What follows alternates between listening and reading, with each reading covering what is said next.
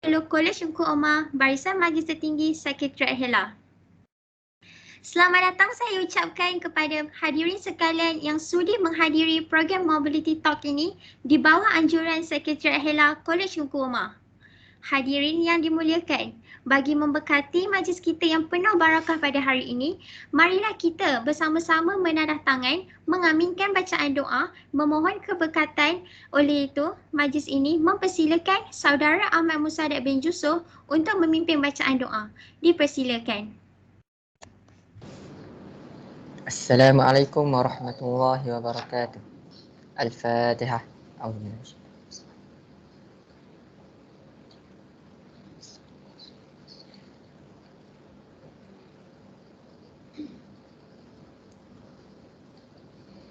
Bismillahirrahmanirrahim. Alhamdulillahi Rabbil Alamin. Wassalatu wassalamu ala ashrafil anbiya'i wal mursalin wa ala alihi wa sahbihi ajma'in. Ya Allah, ya Tuhan kami ingin merafakkan kesyukuran kepadamu atas pertemuan kami pada hari ini. Jadikanlah kami hamba-hambamu yang sentiasa bersyukur terhadap rezeki dan kurniaanmu. Sesungguhnya Engkaulah Tuhan yang maha memberi. Ya Allah, ya Rahman, ya Rahim. Kami berhimpun hari ini untuk menjayakan majlis Mobility Talk. Maka kau permudahkanlah majlis ini supaya ia berjalan dengan lancar. Kami ingin menimba ilmu sebanyak mungkin supaya kami mampu memperkembangkan potensi kami sehingga menjadi hamba-Mu yang Engkau redai. Ya Allah, kurniakanlah ilmu kepada kami. Sinarilah hati-hati kami dengan hidayah-Mu. Sesungguhnya Engkaulah Tuhan yang maha mendengar lagi maha mengetahui. Allahumma aftah alaina hikmataka wanshur alaina min khazaini rahmatika ya arhamar rahimin. Allahumma la sahlan illa ma ja'altahu sahla wa anta ja'alal hazana idza syi'ta sahla. Ya Zal Jalali wal Ikram, hadiahkanlah kepada kami kesihatan badan, kecerdasan minda, ketenangan jiwa dan kekuatan semangat. Kami memohon kepada Engkau ya Allah, bantulah kami dalam menghadapi segala cabaran. Ringankanlah beban kami ya Allah, sesungguhnya Engkaulah yang maha berkuasa. Allahumma yassir wa la tu'assir وتمن بخير برحمتك يا أرحم الراحمين. قال ربنا ظلمنا أنفسنا وإن لم تغفر لنا وترحمنا لنكونن من الخاسرين. ربنا آتنا في الدنيا حسنة وفي الآخرة حسنة وقنا عذاب النار. وصلى الله على سيدنا محمد وعلى آله وصحبه وبارك وسلم والحمد لله رب العالمين.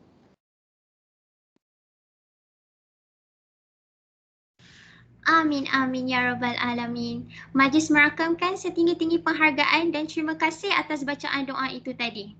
Baiklah, sebelum kita mulakan program kita, apa kata kita main satu game untuk nak bagi anda semua aktif sikit.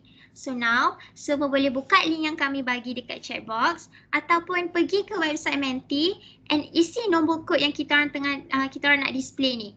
Kami nak tahu apa pendapat anda semua bila dengar perkataan mobility. Okay guys, Farisha bagi dalam 10 saat, 30 saat. Tulis je apa yang terlintas dalam kepala dan dalam fikiran korang bila korang dengar perkataan mobility.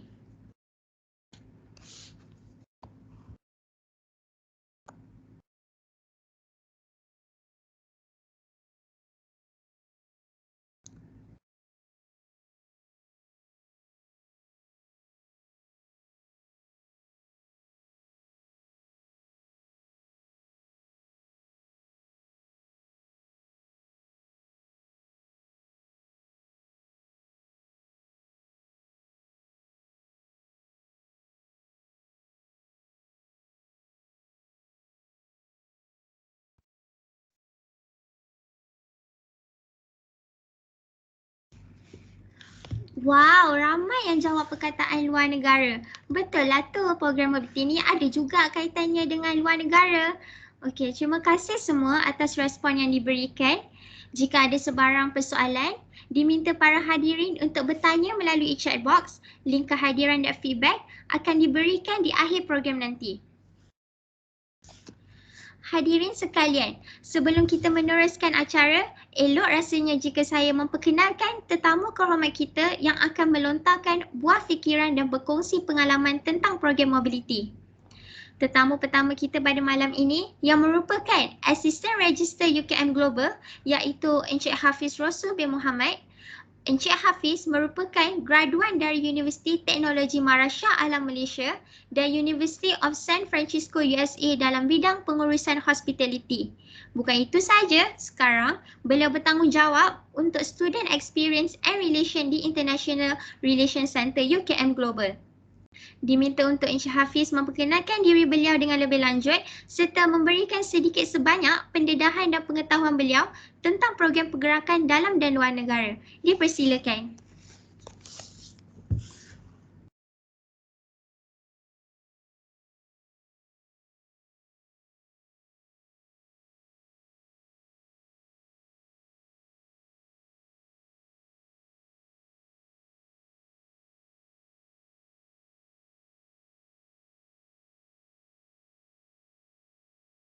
Encik Hafiz.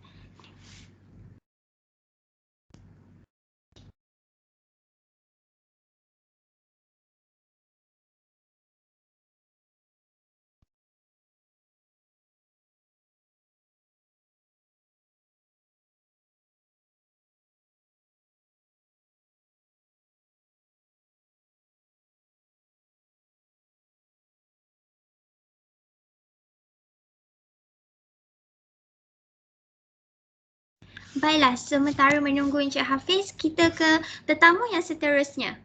Tetamu kedua kita pada malam ini yang merupakan alumni Sekretariat HELA dan Oasis College Ungku Emas iaitu Saudari Munira Ahmad Sofi.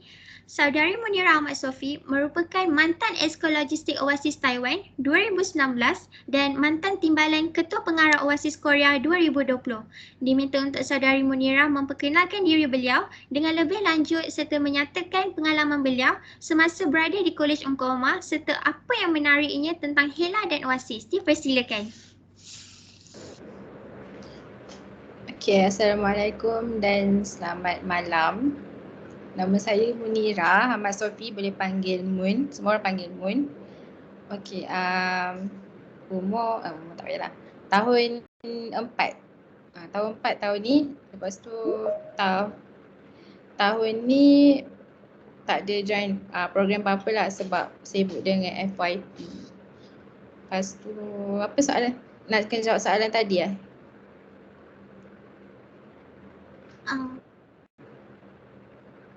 Boleh cerita pasal menariknya tentang HELA dengan Oasis ni. Apa yang menariknya? Menarik dia sebab first year masa MMM tu kita dengar HELA kan, Hal Ehwal Luar dan Antarabangsa. So kita time tu dah fikir lah, oh luar dan antarabangsa. So mesti ada program luar negara kan. So waktu tu macam nak join lah sebab nak berminat nak pergi ikut program luar negara. So masuk sekretariat tu and then tapi kalau waktu zaman saya lah, waktu masuk HELA tak semestinya dapat masuk Oasis. Dia after masuk HELA kena interview lagi sekali untuk masuk Oasis. So waktu tu fikir juga macam boleh ke nak committed kan. And then waktu tu Kak Fani tanya, awak sanggup ke bagi 3,000, 4,000 untuk masuk program macam tu. Dia tanya macam tu direct kan. So macam dah mana nak cari duit 3-4 ribu kan nak masuk program. So waktu tu tapi berasa macam bukan minat lah, macam memang nak join. So just go for it lah waktu tu. So HELA dan sekretariat ni, HELA dengan Oasis ni banyak lah bagi pengalaman. Banyak gila and pengalaman tu semua meaningful lah. Sebab saya dari matrik kan. So dari matrik circle saya semuanya sebaya. So bila masuk uni ni kita jumpa ramai-ramai daripada pelbagai latar belakang, daripada umur, kadang-kadang ada yang lagi tua daripada kita walaupun kita setahun macam tahun pengajian kita lagi tua daripada dia, macam itulah. So dari situ melalui program Oasis ke program college mana-mana macam kita dapat belajar lah nak communicate dengan orang yang pelbagai latar belakang, pelbagai umur, pelbagai profession. Lepas tu dari situ macam confidence level memang confidence level kita memang akan meningkat So kita akan lebih macam berani lah untuk bersuara ataupun untuk bagi opinion. Selama ni saya jenis malu-malu, so macam lepas join tu macam boleh lah cakap. Terima kasih Saudari Munira atas perkongsian yang diberikan. Maksudnya kalau rasa betul-betul nak masuk, memang kita akan teruskan apa yang kita minat. Okay, saya berbalik semula kepada Encik Hafiz. Saya akan memperkenalkan semula Encik Hafiz. Tetamu kita pada malam ini merupakan Asisten Register UKM Global, iaitu Encik Hafiz Rasul bin Muhammad. Encik Hafiz merupakan graduan dari Universiti Teknologi Maharaja Alam Malaysia dan University of San Francisco USA dalam bidang pengurusan hospitality. Bukan itu saja, sekarang beliau bertanggungjawab untuk Student Experience and Relation di International Relations Center UKM Global.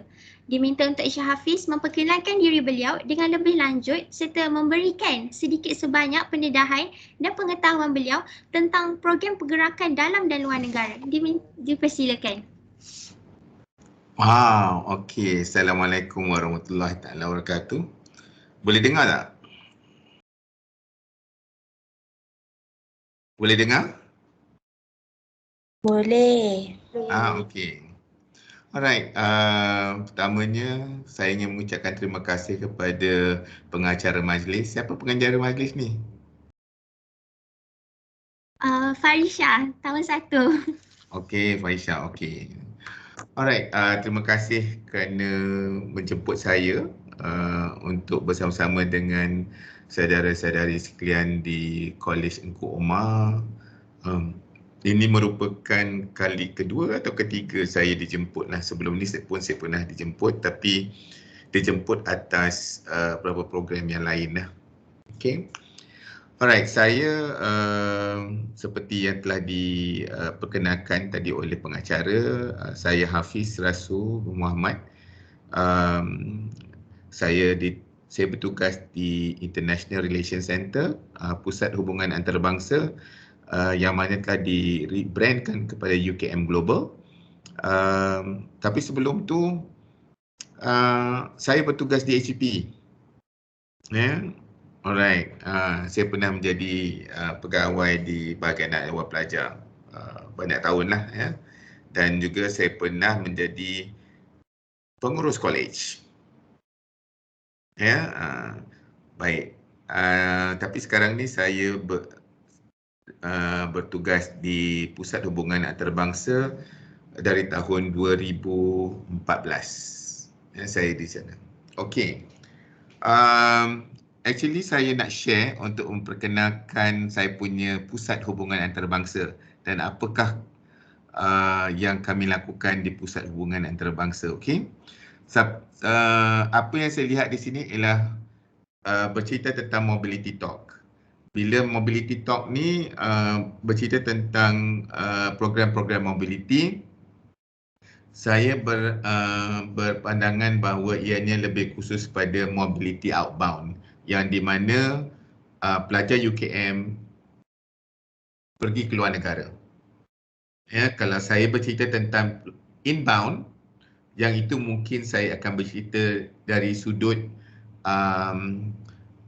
mobility pelajar jangka pendek yang kita namakan summer program.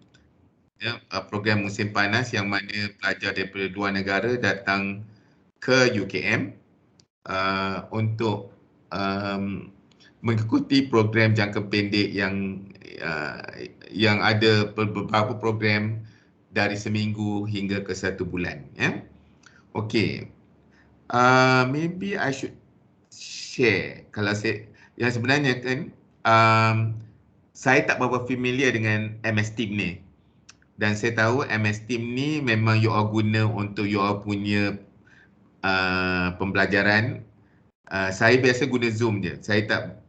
Saya boleh katakan bukan jarang, memang sekali atau 2 kali je saya guna MS Team ni. Saya harap saya boleh share. Okay. Saya akan cuba share. Kalau saya tak dapat, saya bercakap je lah. Alright. Okay. Saya tengok kalau saya boleh share. Allah. Okey, sana. Alright, nampak tak? Nampak? Boleh nampak? Nampak. Okey, boleh nampak. Nampak. Okey, nampak. Okey, Satno. Alright. Okey, tapi saya tak boleh nak naikkan ni. Okey, sekarang saya boleh. Okey. Alright. Okey, ini adalah International Relations Center UKM Global. Jadi saya akan bercerita dalam dua bahasa lah, bahasa Inggeris dan juga bahasa Malaysia. Okey. Pejabat UKM Global adalah di Aras 2, bangunan Chancellery. You pernah lalu dekat bangunan ni tak? Pernah?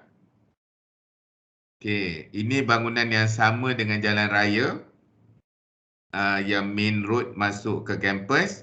So bila you masuk pintu utama ni, pesada Chancellery, pejabat saya tu terus je you akan nampak information counter, meja yang mana selalu Pak Gad ke Mak Gad yang jaga dekat situ. Dia sebelah tu adalah pejabat kami. Okay, next. Okey, ini adalah keluarga saya di UKM Global. Okey. Kita ada lebih kurang, dulu kita ada 20 orang, tapi sekarang tinggal 10 orang lah. Yang 10 orang lagi sudah dia dah moving forward, berhijrah ke pusat pengurusan akademik. Okey.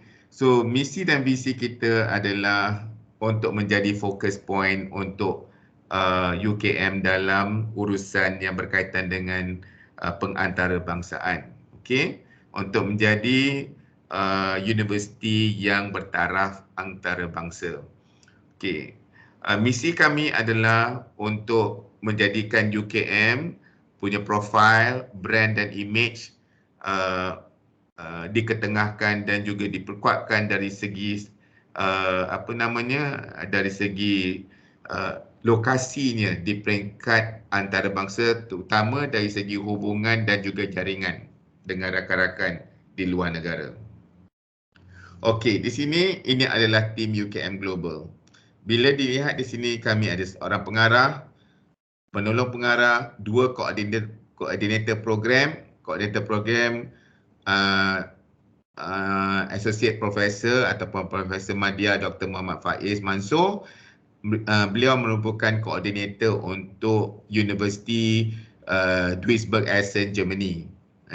Dan sebelah beliau ialah Senior Dr. Mazlan Muhammad Tahir. Beliau merupakan koordinator UKM John Book National University Korea. Jadi ada sesiapa di antara pelajar-pelajar yang ingin ke Korea, terutamanya ke Korea tu, dari mana-mana fakulti, boleh menghubungi Dr. Mazlan, ya. Manakala Dr. Faiz, beliau lebih kepada fakulti kejuruteraan, FKAB. So di bawahnya adalah 3 orang pegawai, saya, Cik Haikal dan juga Puan Nur Adira. So kalau dilihat sini, Cik Haikal adalah merupakan ketua pentadbiran, manakala saya duduk di tengah-tengah ni, bermakna kerja saya ada partnership, kerja saya ada exchange. Manakala Puan Nur Adira merupakan pegawai yang bertanggungjawab dengan pelajar mobility. So sekiranya anda ingin keluar negara, beliau merupakan adalah pegawai yang bertanggungjawab. Okay, anything that you want to ask about studying abroad, boleh bertanyakan kepada Puan Adira. Alright, so di bawah tu kami ada 3 orang kaki tangan sokongan yang membantu, 4 orang kaki tangan sokongan yang membantu. Kami ada intern dulu, tapi sekarang ni intern ni sudah bekerja, bukan dengan UKM, ya. Alright. So dalam carta organisasi tadi ada melihat 2 division, kan? 2 division, satu division adalah partnership, iaitu Rakan Strategic dan Cooperation Division ini merupakan rakan-rakan strategik universiti. So kita ada satu division yang letaknya di bawah Cik Haikal. Beliau bertanggungjawab dalam urusan ni. Manakala student dan staff exchange division di bawah Puan Nur Adira. Saya ni ada di tengah, saya ni ada di tengah-tengah. Di sini ada, di sini pun ada. So macam rojak sikit lah. So anda boleh juga bertanya pada saya, mana-mana satu pun okey. Ya, tak ada masalah. Tapi kalau nak bertanya jurus kepada perkara berkenaan, dari segi jaringan dan juga rakan-rakan strategi UKM boleh bertanya kepada Cik Haikal. Manakala untuk mobility boleh bertanya dengan Puan Nur Adira. Alright, next. Ini merupakan kolaborasi kita dengan UKM dengan universiti luar negara mengikut kontinen ya. So kalau dilihat dari segi globe ni, kita melihat bahawa ada 5 kontinen. Di dunia ni kita ada 6 kontinen. So bermakna kita belum tawan lagi yang di Latin America ni. Okey. Bila kita melihat semua ni, anda melihat semua yang ada ni, ya. Anda melihat semua yang ada ni, ini merupakan rakan-rakan strategi Universiti UKM. Jika anda ingin ke negara, ingin keluar negara, inilah negara-negara yang mempunyai universiti-universiti yang jadi rakan. So sekarang ni bukan sahaja di Amerika, tapi kita sudah ada di Canada.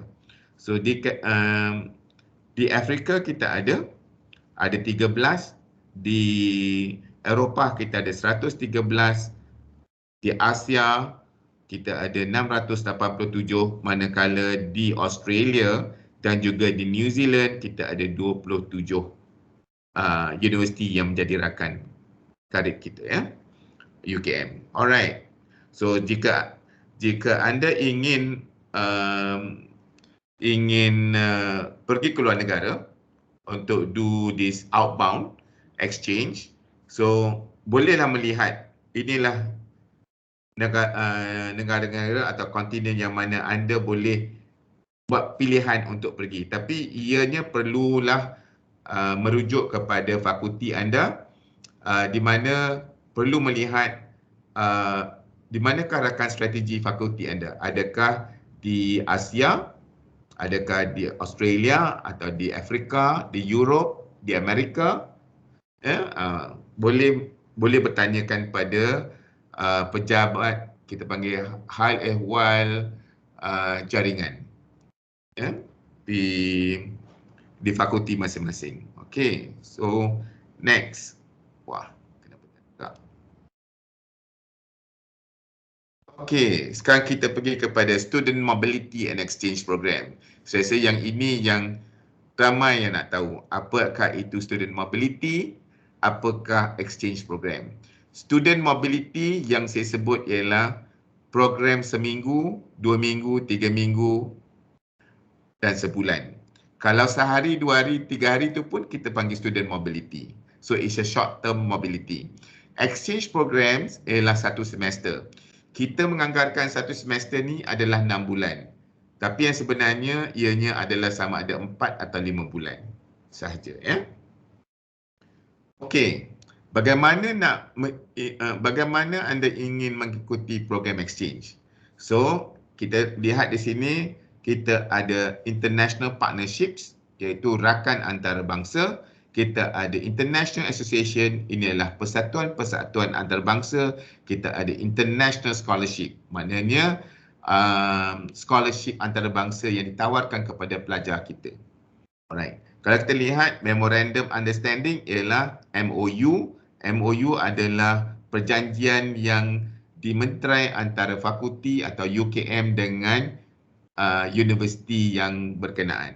Okay. MOA dia lebih rigid. Okay. Yang ini mungkin anda tak perlu tahulah in detail apa dia, tapi inilah tiga platform yang digunakan di mana pelajar boleh mengikuti program exchange. Alright, dengan menggunakan platform ni. Alright, next. Ini adalah International Association. So kita ada banyak rakan-rakan persatuan antarabangsa yang mana ada perlu orang kata tahu yang mana satu yang paling strong lah, yang paling kuat atau paling mesra dengan UKM. Pertama UMAP ni, University Mobility Asia and the Pacific. Yang ini ada 200 universiti menjadi rakan termasuk UKM, dan jika anda ingin mengadakan program exchange, boleh memohon dengan mendapat wang. Dia bukan full scholarship, dia adalah macam financial assistance, bantuan, tak cukup tu, tapi ada memadai untuk anda makan dan bayar apa yang keperluannya. ASEAN University Network ini merupakan yang popular juga. Ini lebih kepada di negara-negara ASEAN. You can go for one semester program under AUN ataupun short term mobility, yang mana mereka menawarkan scholarship untuk mengikuti program berkenaan di universiti yang ditawarkan.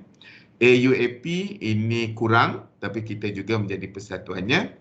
Dan ini lagi satu AIMS, AIMS. AIMS ialah ASEAN International Mobility for Students Program. So jika dilihat di sini, ada Korea, ada Jepun, ada Filipina, Brunei, Vietnam, ada of course Indonesia, Thailand, dengan Malaysia. So bila dilihat negara-negara ni, di sini adalah negara-negara yang yang memberi peluang untuk pelajar pergi mengadakan atau mengikuti program exchange, yang satu semester tu. Alright.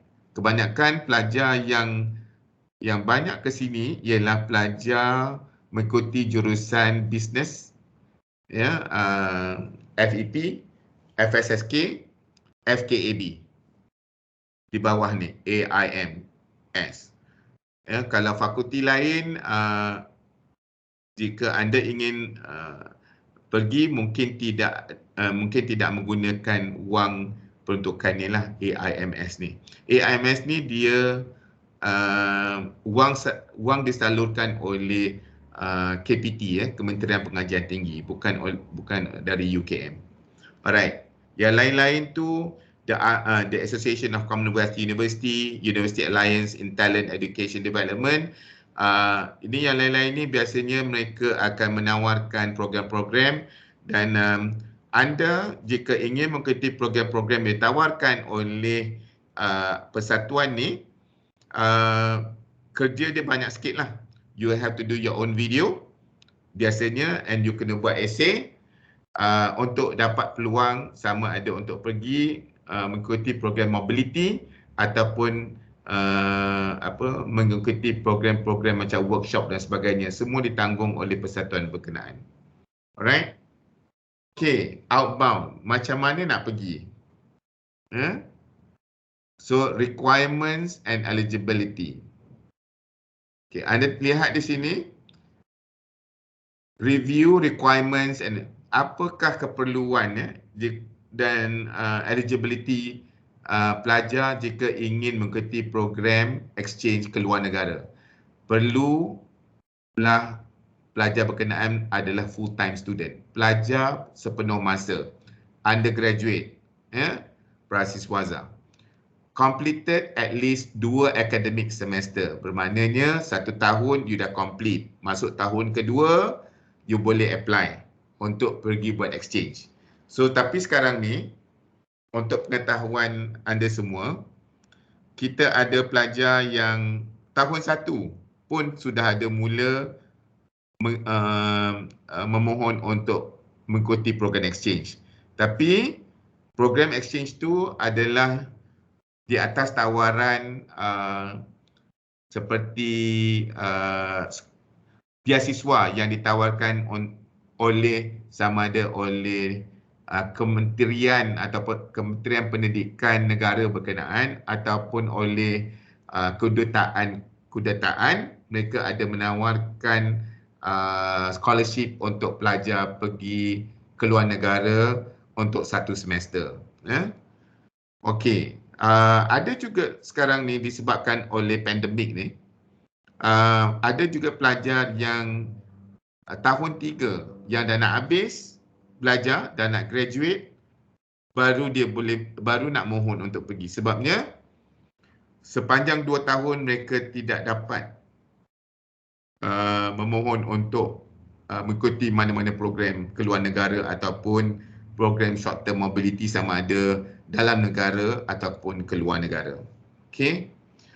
Lepas tu bahasa Inggeris perlu baik, sama ada menulis ataupun bertutur. You have to be proficiency enough. Your English should be fairly good, the way you speak as well as when you write. Apabila menulis, it has to be reasonably good. Okay, meet good academic standing as outlined in the current. So, pencapaian akademik anda perlulah baik. Kalau tak silap saya, it has to be 3.0. That is the minimum.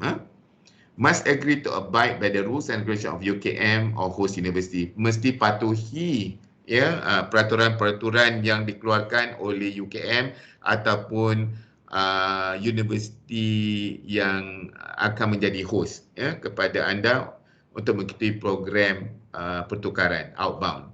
Agree to be responsible for the cost incurred. Ini jika wang yang disediakan tidak mencukupi, you need to find additional financial assistance to yourself. So, biasanya keuangan yang diperuntukkan oleh sama ada oleh UKM ataupun kerajaan, ianya cukup-cukup untuk anda bayar penginapan, makan tu tidak sepenuhnya sebab mungkin anda nak makan di rata-rata tempat. Okay, and mungkin tiket kapal terbang. So, itu enough untuk yang financial assistance yang diberikan tu, yang diperuntukkan. Tapi jika anda perlu nak berjalan-jalan, apabila anda keluar negara, sudah tentu anda ingin berjalan, melihat negara orang. Macam mana suasana negara orang, kita selalu dengar cantik, sebab ianya berbeza. Jika anda pergi ke negara yang mempunyai 4 musim, sudah tentu suasananya adalah berbeza dengan negara kita. Tapi jika anda pergi ke negara-negara ASEAN, mungkin dari segi ada sedikit mungkin cuaca berbeza sedikit, mungkin dari segi makanan, tempat tinggal ada beza, dan juga dari segi kita punya kebudayaan ada perbezaan dia.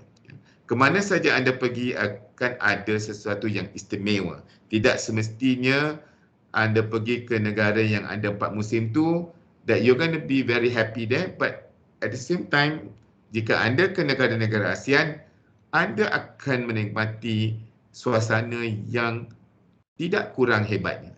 Okay? Next.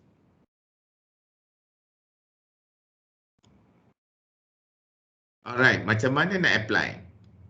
Okay, bila nak apply, step yang pertama, anda perlu emailkan kepada exchange@ukm.my atau buat temujanji dengan pegawai di Pusat Hubungan Antarabangsa. Okay. Alright, yang kedua, discuss your program coordinator. Anda perlu berbincang dengan ketua program anda. Ya. Berkenaan dengan hasrat anda untuk mengikuti program pertukaran di negara luar. Okay. Step yang ketiga, complete the host application form.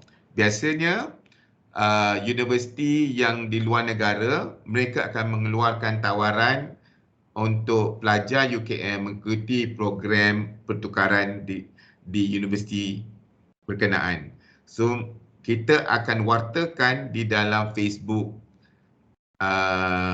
OIR, dan dalam masa yang sama Pusat Hubungan Antarabangsa juga akan emailkan kepada setiap fakulti, di mana di sinilah anda perlu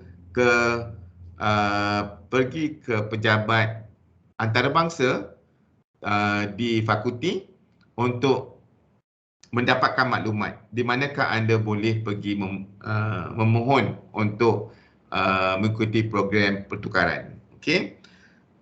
Step yang keempat, bila dah siap tu kena submit, complete the required documents. Step kelima, apply for the required mobility fund. Okey, bila anda dah submit borang yang complete daripada host universiti tadi tu, bila sudah dapat ditawarkan, kata anda accept, diterima untuk ikuti program, anda perlu mohon untuk mendapatkan bantuan keuangan. Review the term and condition here before fill in the form. So setiap kali bila anda melihat atau perlu mengisi apa-apa borang, baca dulu sebelum mengisi. Okey, fahamkan. Jika tidak faham, boleh bertanya, jangan diam ya. Step yang kelima B, apply for approval to go abroad. Okey. Bila dapat tawaran tu, boleh tanya, boleh pergi ke sistem, I think this is iStars. Okey, masukkan dalam iStars untuk dapat kelulusan untuk keluar negara. Alright. Okey. Okey, ini dia bantuan keuangan. Tadi saya ada sebut tentang AIMS, the ASEAN International Mobility for Students. Ini adalah daripada kerajaan KPT. ASEAN University Network, ini adalah daripada ASEAN University Network. ASEAN University Network ni dia berpengkalan di Thailand. Okey. Ini PKS, fakulti, PAP. Ini semua di peringkat universiti. Fakulti ada di siswa dan sebagainya. Ini boleh mohon ya.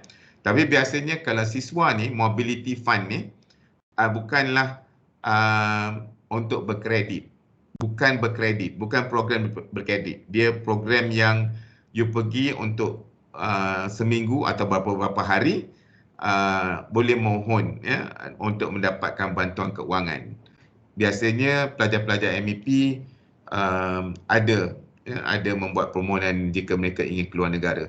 Tapi sekarang ni ialah sudah 2 tahun dah kita tidak melihat pelajar-pelajar keluar negara, dan sekarang ni jika nak keluar negara pun banyak proses-proses yang perlu anda ikuti ya, patuhi. Alright. Ini daripada last kali from the various MOU. Tadi saya ada sebut tentang perjanjian rakan persefahaman. MOU ni mobility fund daripada MOU, jika dalam MOU tu ada menyatakan bahawa ada bantuan keuangan yang diberikan kepada pelajar yang memohon untuk mengikuti program di universiti yang memang dia ada menyebutkan memang program tu bantuan keuangan. Kalau you pergi ke katalah contohnya John Book akan bagi duit untuk pelajar ni pergi. So you will get a full scholarship, I think, in JBNU. Alright. Okay. Tadi kita telah melihat bahawa pelajar untuk keluar negara. Ada soalan tak apa-apa daripada yang pertama tadi tu? Sekarang kita nak pergi ke dalam negara pula. Jika nak keluar negara tadi, sampai di situ, ada soalan? Tak ada. So boleh tanya nantilah kemudian ya. Ini International Summer Program. Ini juga adalah program-program yang UKM Global, pejabat saya dan juga fakulti tawarkan kepada pelajar UKM. So dalam program-program ni ada juga ditawarkan kepada pelajar-pelajar luar negara untuk datang ke UKM mengikuti program-program ni. So boleh dilihat banyak program ni ya. So sekiranya anda tidak dapat ke luar negara, jangan risau. Anda masih lagi boleh menjalinkan persahabatan dengan pelajar-pelajar luar negara ni dengan mengikuti program-program sama program ni. Sama program ni anda tidak perlu membayar sebab it's all being covered. Ya? Alright, kalau dilihat sini Sustainable Tropical Heritage Indigenous Community, ini semua pelajar-pelajar daripada Mexico, Australia, Hong Kong, Korea, Jepun, Taiwan akan mengikuti program-program ni. Sustainable Engineering dan Sustainability, ini pelajar-pelajar daripada China. Dia programnya adalah 1 bulan. So yang ditawarkan oleh Fakulti Kejuruteraan. Management and Culture Immersion ni FSSK, Tropic and Nature Heritage ini FST, lepas tu Islamic Civilization FPI, Breakthrough Intensive English Language ini Citra, Field Etymology and Parasitology ini FSK, Crime Scene and Investigation pun FSK. Islamic Finance adalah dari FEP. Okay.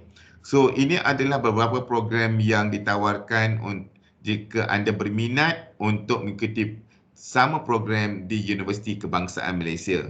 But still, anda akan dapat berkenalan dengan pelajar-pelajar dari pelbagai negara. Walaupun tidak dapat ke luar negara, di dalam negara pun masih anda ada peluang untuk berinteraksi dengan kawan-kawan daripada luar negara. Okay, next. Requirements and eligibility untuk pelajar mengikuti program mobility jangka pendek. Sama juga macam pergi ke luar negara, full-time student, tapi dia tidak semestinya undergraduate, postgraduate pun masih boleh. Have completed at least 2 academic, ini sama saja, ya, tapi dia open, dia tidak terhad kepada undergraduate saja. Agreed to be responsible. Alright. Application procedures, fill up the application form, short-term mobility program, ini akan kita wartakan di dalam Facebook dan juga di-emailkan kepada setiap fakulti. UKM Global will do application review and clarification. Nanti kita akan review lah semua application tu. Pelajar berkenaan, dia punya pencapaian dia sudah memadai dan lengkap dan boleh diterima untuk mengikuti program berkenaan. Okay. UKM Global will forward application to the host faculty. So kalau sekiranya faculty FPI yang host, kita akan hantar nama pelajar berkenaan ke fakulti yang menawarkan program berkenaan. Apa yang saya maksudkan di sini ialah setiap pelajar yang ingin mengikuti program ni akan disenaraikan dan dihantarkan ke host faculty yang untuk direview dan untuk menawarkan kepada pelajar berkenaan. The letter offer akan disediakan oleh bahagian akademik selepas fakulti kita diluluskan. Okay. Alright. Ini adalah pengalaman-pengalaman pelajar yang pergi ke luar negara. So kita melihat kami seronok lagi diorang ni kan. Okay. Alright. So kita go to the next one. Ini pelajar-pelajar mobility jangka pendek. Ini dia. Anda lihat di sini ada pelajar Mexico, ada pelajar Australia, ada pelajar daripada Hong Kong, ada pelajar daripada Taiwan, ya, Indonesia, Brunei, ya. So kebanyakan negara-negara ASEAN.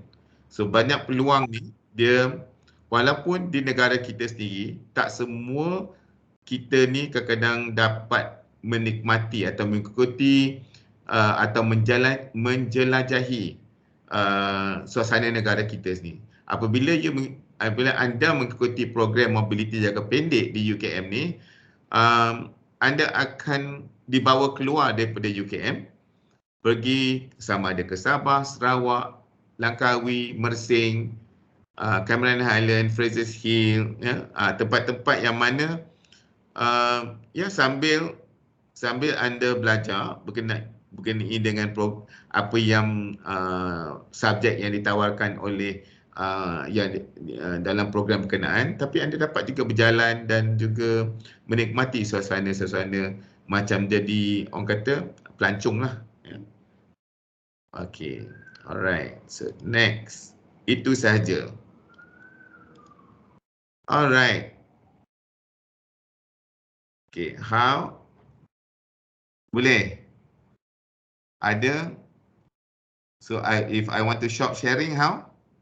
Saya akan tekan cross tu kan? Boleh je tekan X tu.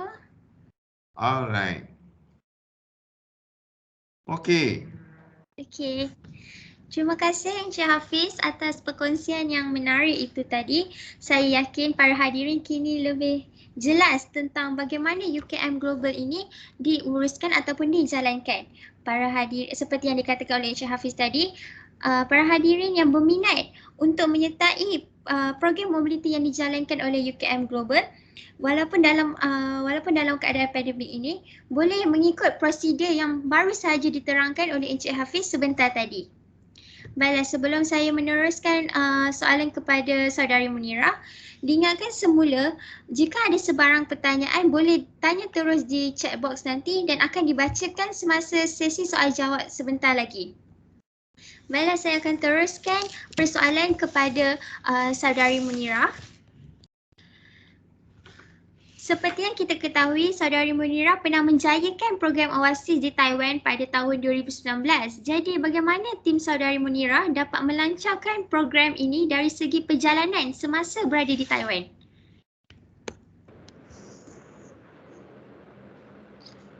Okey. Untuk program tu berjalan lancar, semua orang dalam tim Oasis mana-mana negara lah memang kena bagi kerjasama. Korang memang kena cooperate lah each other. Lepas tu be open minded. Sebabnya bila dalam kumpulan ni program tu kira besar, so tanggungjawab pun besar. Akan ada orang kata macam ups and down lah yang korang je tahu. Okay, so waktu tu memang kena jadi open minded, kena terima je semua teguran. Walaupun kita rasa kita dah buat yang terbaik, tapi sebenarnya boleh lagi ditambah baik. Bila orang tegur tu maksudnya kita boleh improve lagi. So memang kena open minded, tak boleh simpan terasa dalam hati ke emosi sangat ke, tak boleh. Okay.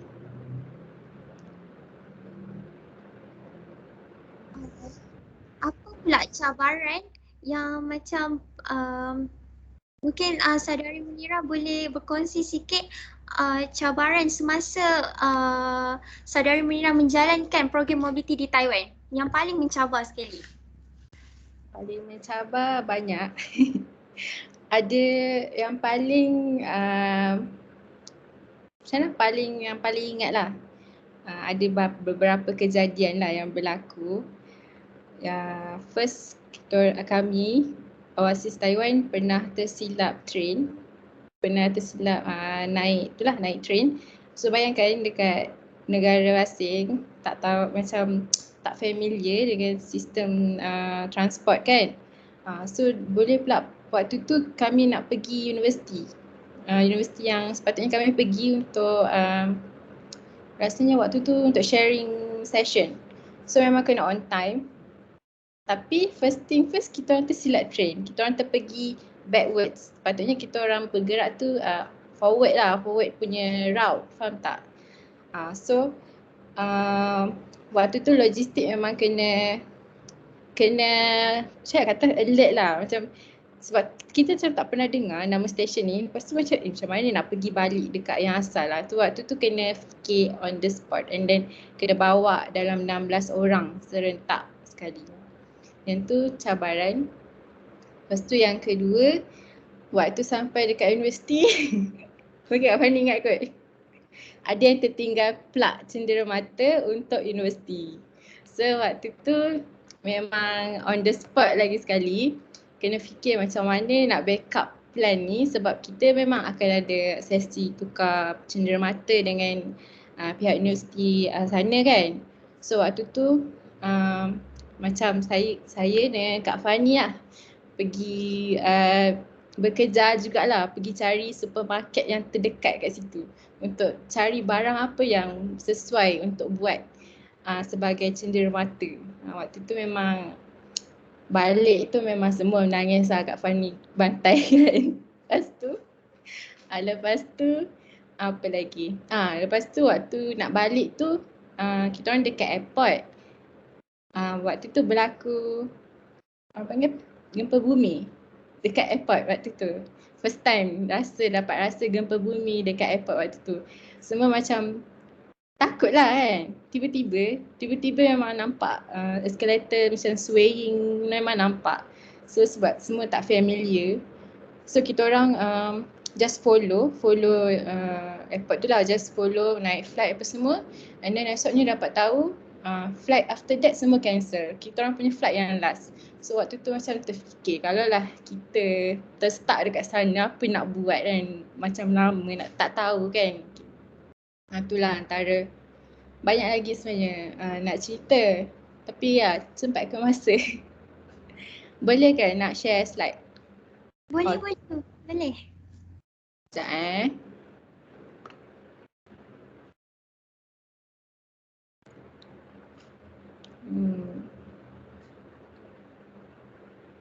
Screen kot. Nampak ke? Nampak? Okay.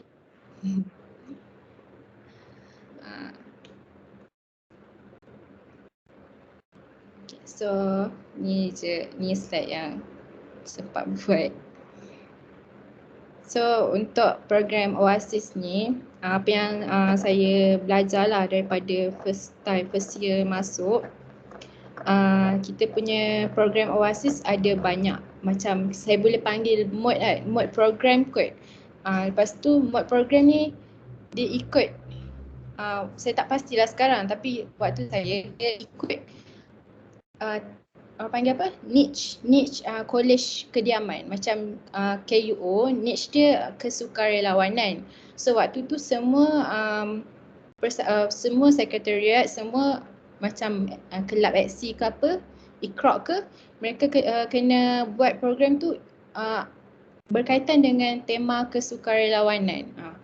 So tapi kita sebenarnya boleh try untuk cadangkan lah dekat fellow program, kita nak buat program apa. First kena tahulah nak buat program apa. Apa yang saya tahu ada penyelidikan, mana outcome program tu kita boleh terbitkan jurnal ataupun artikel macam Oasis sebelum ni pernah buat. Lepas tu ada kebudayaan. Kebudayaan mungkin korang awak nak buat program yang melibatkan kebudayaan antara dua negara ke. Lepas tu ada kebajikan. Kebajikan ni Oasis Vietnam rasanya ada selitkan juga dalam Oasis Vietnam, buat kebajikan dekat Vietnam lah. Lepas tu ada kesukarelawanan. Dia ikut apa? Kreativiti team Oasis yang tu lah. Okay. So first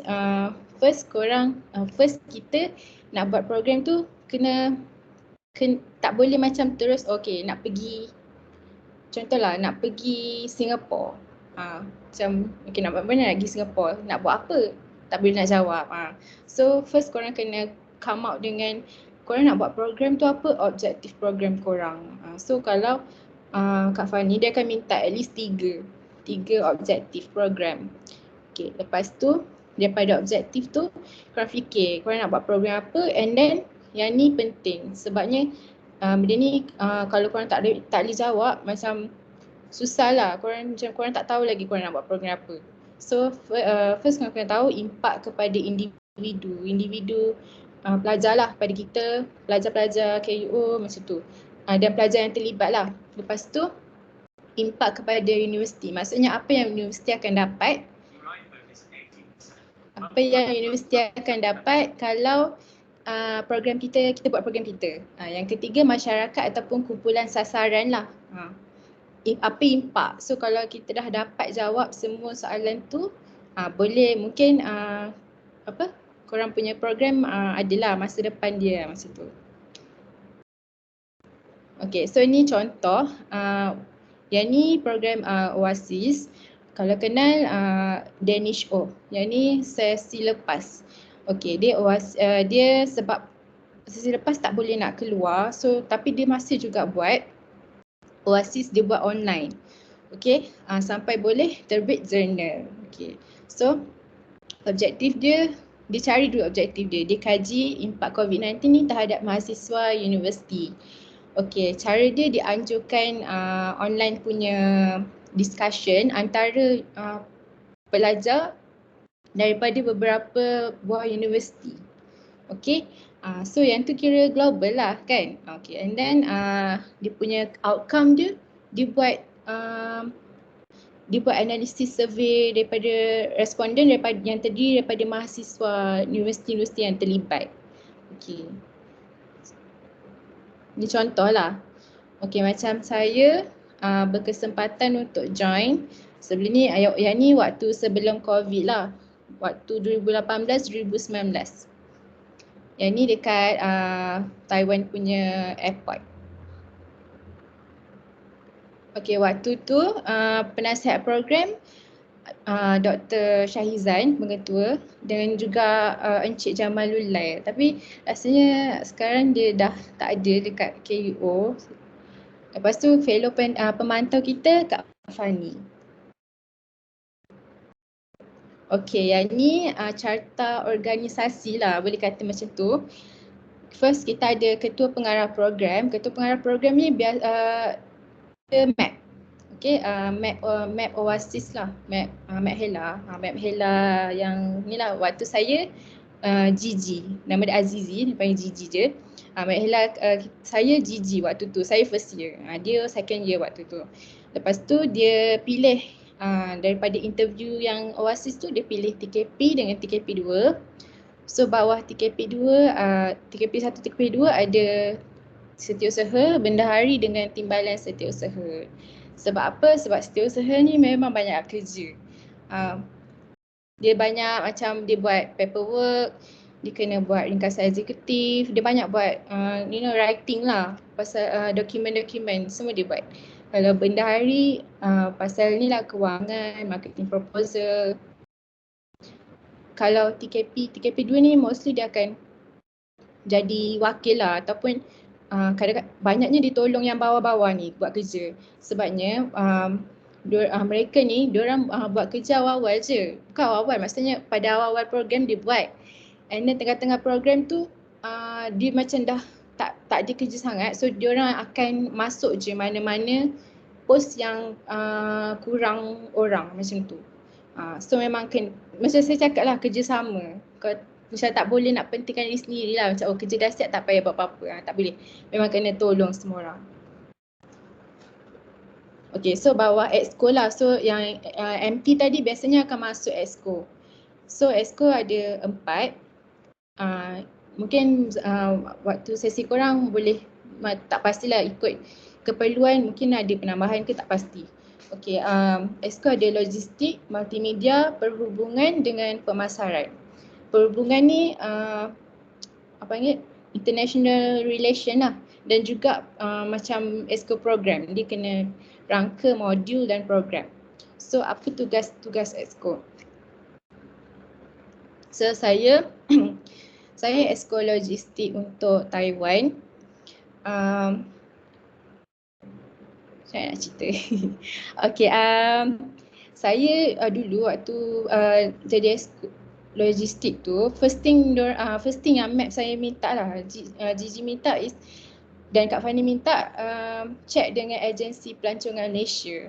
Mereka suruh saya cari ejen travel agent sebab nak tanya berapa kos macam quotation untuk pergi ke sesebuah negara tu. Macam kan kami dah pilih kan negara mana, so saya kena approach travel agent and tanya berapa quotation nak pergi. Itulah mungkin mereka nak macam buat anggaran kot. Tapi kita memang tak ada macam buat apa-apa under agent, tak ada sign apa-apa lah under travel agent. Yang kedua, kena uruskan pasal insurance. Insurance ni kena cari company lah, tapi bukan awak seorang lah. Awak akan sekali dengan MT untuk proses insurance. Usually MAP pun involve sekali lah. Insurance ni ikutlah mana-mana company lah. Waktu saya dulu macam Takaful. Lepas tu kena check juga negara yang kita pergi tu ada Malaysia Embassy. So kena contact diorang, kena bagi list nama sebab sejujurnya lah waktu Taiwan tu kami memang tak dapat hubungi Malaysia Embassy. So patutnya plan nak pergi Malaysia Embassy, nak pergi melawat sana. Tapi memang tak ada response. Tapi kami masih juga email sebab kalau just in case anything happen, dah ada bukti yang kami dah inform diorang, kami memang pergi ke negara tu. So apa-apa terjadi memang kira senang lah nak tu kan. Okay, and then ini yang nombor 3 ni, international relation yang exco perhubungan, dia akan bagi nanti saya terangkan tugas dia, tapi dia akan bagi logistik senarai tempat lawatan. So apa yang logistik kena buat, kena kenal pasti main location senarai tempat lawatan tu. Maksudnya yang daripada senarai tu dekat mana main yang dia bagi. Macam Taiwan, macam nak cakap Okay, exco lain, dia tak tahu tau. Okay, contohlah dia bagi tempat A dan dia bagi tempat B. Dia tak tahu jarak A dengan B tu, dia tak search pun. Dia memang harap kat logistik. So kita kena macam tengok, kalau jauh sangat tak bolehlah nak terima, betul tak? So kita kena pilih tempat utama yang kita nak duduk tu berdekatan dengan dengan kita punya destinasi tempat lawatan lah. Faham tak? Macam kalau saya pilih Taipei sebab dekat yang daripada Senarai tu majoriti tempat tu dekat dengan Taipei. So saya pilih nak duduk kat Taipei instead of duduk dekat distrik-distrik yang lain. Itulah maksud saya macam tu. Lepas tu nombor 4, kita kena periksa tiket flight lah dengan extra charge. Extra charge macam tourist tax ke ataupun apa-apa tax lah. Mostly banyak tax lah. And then kena pasti mod pengangkutan. Okay, sebab setiap negara dia punya mod pengangkutan dia lain. Macam dekat Taiwan, mod pengangkutan dia MRT, dia ada MRT macam kita. Ada train apa semua. Tapi kalau macam contoh kat Vietnam, mod pengangkutan dia lain. Kat Thailand, mod pengangkutan dia pun lain. So kena tahulah apa mod pengangkutan negara tu. Okay, and then dah tahu semua tu, kita cari penginapan. Macam saya kata, dah tahu dah lokasi utama, so cari penginapan yang dekat lokasi utama. Cari, dia ada dua cara. Satu, macam saya tak pasti cara orang lain, tapi cara saya akan tengok macam Taiwan, program utama dia pergi universiti. Okay, pergi universiti. So saya try cari hotel yang dekat dengan kedua-dua universiti. Tapi kalau tak ada, saya akan cari yang paling dekat dengan attraction tourist. Sebab nanti akan ada hari yang korang dibenarkan untuk berjalan kan. So itulah macam benefit dia. Lepas tu cari tempat dekat platform yang betul. Jangan cari randomly dekat Facebook ke kat mana ke sebab takut kena scam ke apa kan. So cari dekat yang reliable platform lah. Okay. Lepas tu kita kena pasti juga cuaca, musim dan keadaan. Okay, setiap program ada tarikh cadangan kan. So kena check, logistik kena check. Waktu tu musim taufan ke, musim winter teruk ke apa ke kena check. Musim gempa bumi ke tak tahu kan. So korang kena check benda tu. Lepas tu sebab tarikh ni boleh berubah-ubah.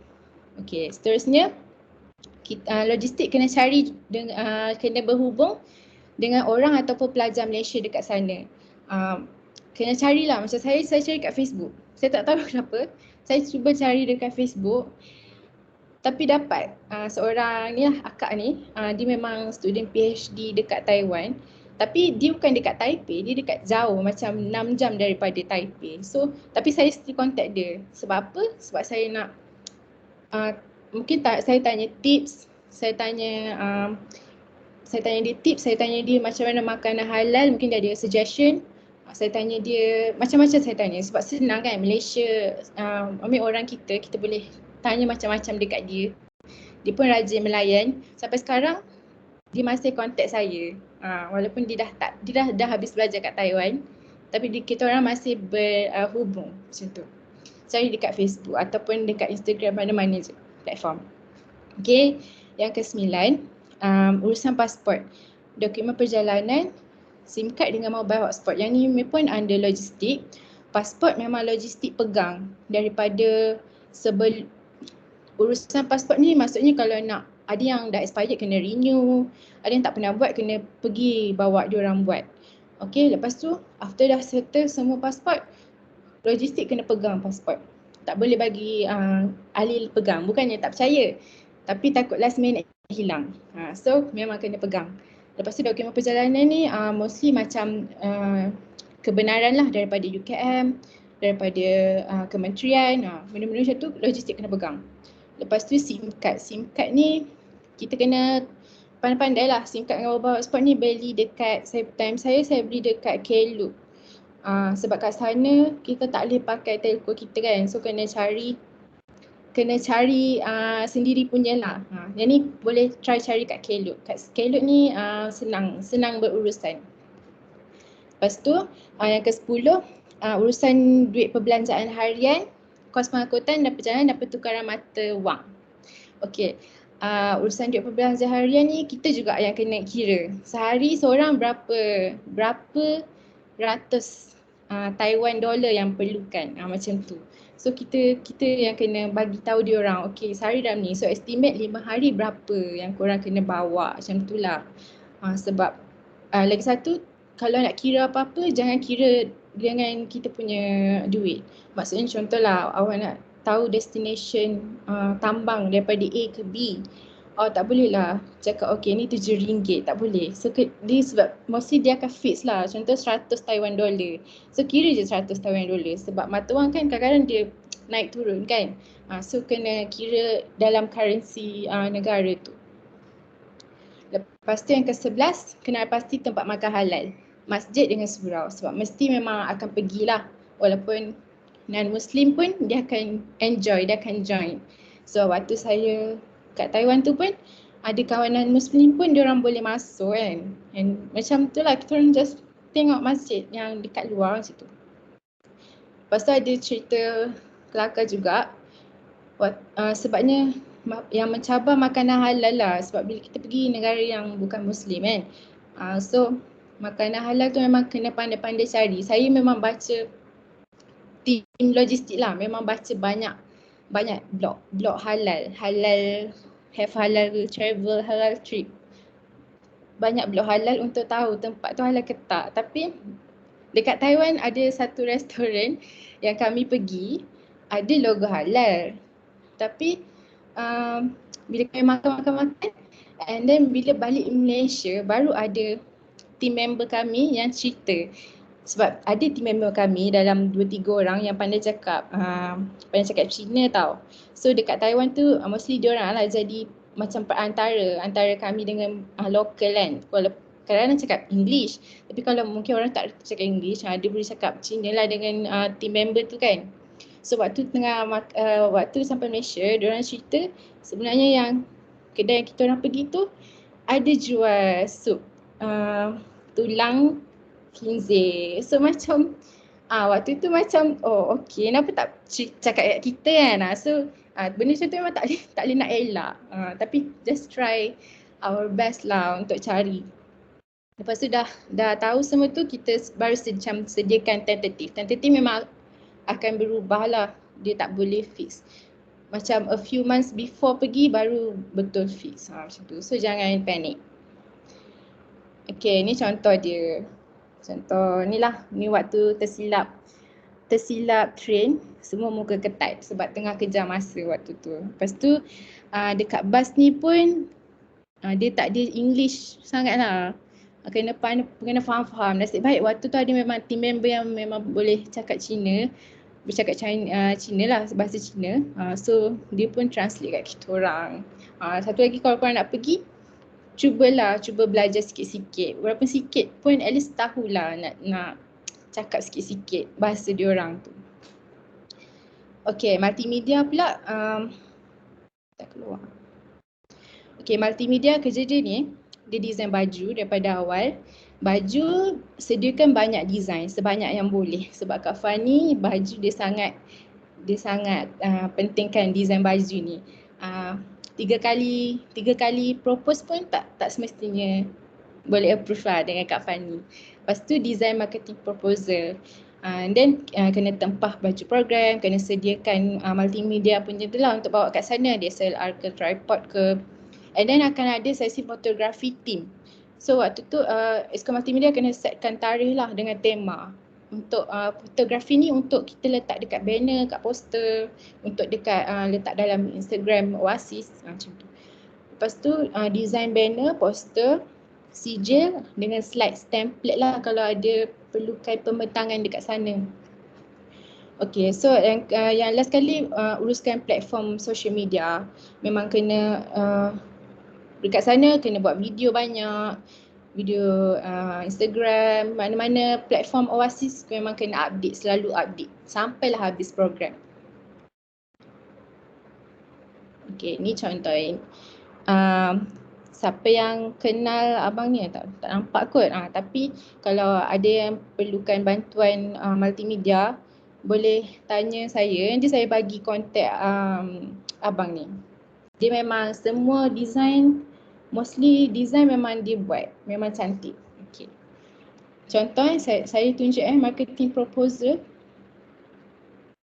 Ni Korea punya yang tak kejadian. Okay, ni marketing proposal Korea.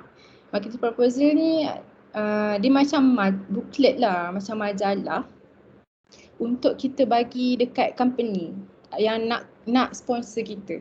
Kita boleh approach company, bagi dia marketing proposal. Saya tunjuk randomly Ini memang biasalah, ni dia punya apa ni, standard dia lah. Standard company benefits yang kita kena bagi. Benefits tu maksudnya untuk setiap berapa dana dibagi, kita boleh ni lah dia punya, orang panggil benefits lah. Macam ni. Ni contoh company marketing proposal. Okay, ni sponsorship. Kita kena nyatakan berapa banyak sponsor kita perlukan untuk berapa orang tu lah. Macam ni. Contoh dia, contoh. Ni. So, post marketing memang akan guna ni untuk approach company. Ni contoh marketing proposal. Okay. Okay, skop perhubungan ataupun international relations. Okay, dia akan cari tempat lawatan macam saya cakap. Dia yang akan rangka program apa yang nak buat ke sana. Main program ataupun official program apa yang nak buat ke sana. Contoh macam saya cakap lah, kebajikan ke apa ke yang tu mereka yang akan rangka modul tu. Okay, so kerja dia cari tempat lawatan, sediakan draft surat rasmi ataupun email. Lepas tu kena hubungi person in charge tempat lawatan. Contoh kalau universiti kena hubungi officer yang jaga international relation. Contoh macam Cik Hafiz lah, tapi kat universiti lain macam tu. Lepas tu kena sediakan modul, aktiviti ataupun program, sediakan survey atau questionnaire jika perlu ni untuk penyelidikan lah. Mungkin kita nak collect data daripada orang mahasiswa sana, kena Exco Perhubungan yang kena buat questionnaire tu. Lepas tu mereka juga akan jadi representatif UKM jika memerlukan pembentangan rasmi. Sekejap lagi saya tunjuk contoh dia. Yang ketujuh, dia kena hubung kait modul lah. Janganlah macam buat modul kebudayaan tapi objektif korang sebenarnya nak buat kebajikan. So macam tak kena. So memang kena hubung kaitkan. Lepas tu kena cari perwakilan pelajar. Sama juga dengan logistik lah, kena cari orang kat sana yang kita boleh kontak. Yang ke-9, urusan cenderamata dan penghargaan selepas program. Okey, ni contoh dia, maksud saya dia kena present. Macam waktu Taiwan, kumpulan ni lah yang present dekat Universiti NCCU waktu ni. Okey. Esko pemasaran, tersilap letak okey. Esko pemasaran, ni dia punya tugas dia cari idea funding, approach for sponsorship, sediakan marketing proposal. Marketing proposal yang tak diedit lagi, maksudnya yang tak ada design lagi, just dalam words je. Sebabnya kalau yang design tu memang kerja multimedia. Okey, menjadi wakil tim untuk sesi pitching syarikat atau universiti dan mengendalikan urusan tajaan. Okey, saya tunjuk contoh. Okey, ni maksudnya mengendalikan urusan tajaan. Maksudnya bila kami approach company, yang ni company HM Trading dekat Bangi juga, approach and then dia setuju nak sponsor setuju nak sponsor makanan untuk kami makan dekat sana. Maksudnya boleh bawa, dia bagi Maggi, bagi roti, dia ada bagi macam makanan dalam tin, banyaklah dia bagi, cukup untuk kami semua. So apa tu? So waktu tu memang saya ikut yang ni ikut TKP dengan bendahari, pergi pitching, pergi jumpa company tu, minta dia sponsorship semua dan mereka setuju. Waktu ni kami pergi ambil barang dekat mereka guna marketing proposal lah. Lepas tu satu lagi, UKM biasanya akan buka macam Cik Hafiz cakap tadi, dia akan buka macam kita boleh apply dana untuk program mobility.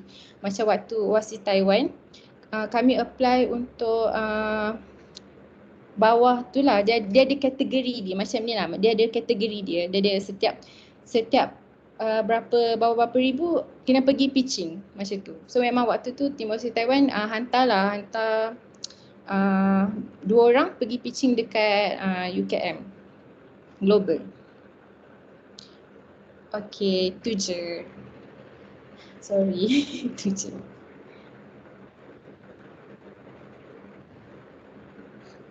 Terima So kasih. kalau ada tanya. Thank you. Terima kasih Saudara Munira atas perkongsian yang sangat menarik itu tadi. Ini bermakna bukan mudah untuk menjalankan program mobility ini kerana banyak perkara yang perlu dititik beratkan. Berdasarkan perkongsian Saudari Munira sebentar tadi, kerjasama sesama exco adalah perkara yang amat penting semasa program mobility dijalankan. Baiklah, untuk soalan yang seterusnya, soalan terakhir, seperti yang sedia maklum, perbelanjaan untuk mengadakan program mobility ini agak besar. Jadi pihak kami ingin meminta sedikit pendapat ataupun pandangan daripada kedua-dua tetamu kita dari segi nilai apa ataupun bahagian mana yang perlu dititik beratkan supaya kita dapat perhatian daripada agensi luar untuk memberi dana dan sponsorship kepada kita. Mungkin Encik Hafiz boleh terangkan dahulu.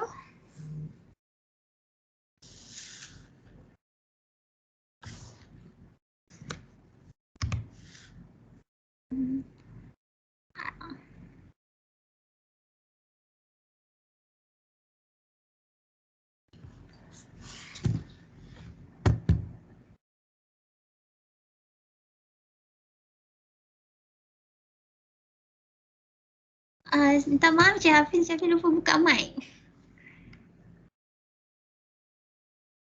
Buka mic. Okey. Dengar? Dengar. Okey. Bila you tanya saya pendapat tentang how you want to do the marketing, saya tak pernah buat marketing macam tu sebenarnya. Selalu student dia yang datang. Munira, dia punya senior bawa Oasis tu memang selalulah jumpa saya dulu. Selalu tanya di mana dia orang nak pergi buat mobility. Dengan siapa perlu dia orang hubungi. Okay, of course masa pitching tu saya akan ada lah. Saya dengar lah budak-budak ni pitching. Apa yang dia nak cakap, apa yang dia nak buat, apakah hasil yang dia nak bawa balik bila dia dah pergi. Okay, tapi hasil tu pun saya tak tengok apa benda dia kan. Saya dengar je masa tu. Alright. Apa yang dia kongsikan tu, saya melihat, saya mendengar je lah. Alright. Tapinya apa yang saya perlu sebut tadi, nak sebut ni ialah apa yang Munirah sebut tadi tu memang betul. It is not easy untuk buat, untuk mengendalikan ni, and dia tidak macam semudah yang hari ni sebut, dalam seminggu lagi you boleh buat. Dia bukan macam tu. Dia mengambil masa. If you are planning to go abroad untuk buat apa yang you all punya ni is more like you all punya college nak pergi, katalah contohnya you nak pergi ke katalah Vietnam. Tadi saya dengar pergi ke Taiwan. Yes, Taiwan dia punya culture dia ada sikit-sikit macam Jepun lah. Yeah, it's not much different from Jepun sebab dia pun suka ikut orang Jepun. Nak tunggu lift pun beratur, nak naik bas pun beratur. Kan, itu dia. Alright, saya enjoy pergi Taiwan tu. Alright, but the thing is, apa yang you all punya marketing strategy ni ialah apa yang saya dengar dulu, bila you all nak cari duit, ada yang pergi basuh kereta, ada yang pergi jual makanan, ada yang, those are part and parcel of you being a student. Dia memang sukar untuk nak dapat bantuan keuangan ni. Kalau untuk keuangan yang untuk mobility pelajar pergi yang macam tu, yang macam mana Munirah buat tu, ianya bukan berkredit. Apabila dia tidak berkredit, you kena mohon bantuan tu dengan siswa. Okey, itu dia punya tu. Ya. Tapi apabila kamu pergi mengikuti program yang ada berkredit, 1 kredit, 2 kredit dan sebagainya, itu you boleh mohon dengan UKM Global. Ya, itu kena faham. Yang tidak berkredit, you kena minta dengan siswa. Yang tidak, yang berkredit boleh mohon dengan UKM Global. Tapi dia kena tengok program apa yang kamu ikuti. Alright? Okay. It was tadi saya tengok yang proposal punya booklet tu, and the marketing tu, it's very impressive lah. You have to have, orang kata, it's nice to have the impressiveness yang you nak tunjuk, nak mohon sumbangan tu. But you always have to think it macam ni, ya. Bila you bagi satu impressiveness pada orang, you must deliver apa yang you janjikan. You tak boleh kata benda, sebab benda tu dah termaktub di dalam apa yang you janjikan pada orang yang nak bagi kita sponsorship tu. Ya, orang kata orang kata lebih kuah daripada nasi, something like that, ya. So apa yang kita janjikan tu kita kena kotakan. That's why you kena berjaga-jaga apabila you buat proposal. Jangan terlalu over, sebab memang betul kadang-kadang kita memang memerlukan tu, kita macam terover lah. Kadang-kadang kita cakap terover, kita janji pun kita terover janji. Saya takut nanti ianya akan ada implikasi kepada orang kemudiannya. Mungkin waktu tu your senior mungkin dah tak ada, yang junior will take over. So yang junior ni akan do the same marketing macam mana senior tu buat, kan. Macam mana dia nak pergi mencari marketing tu. Okey, tapi sekarang ni bila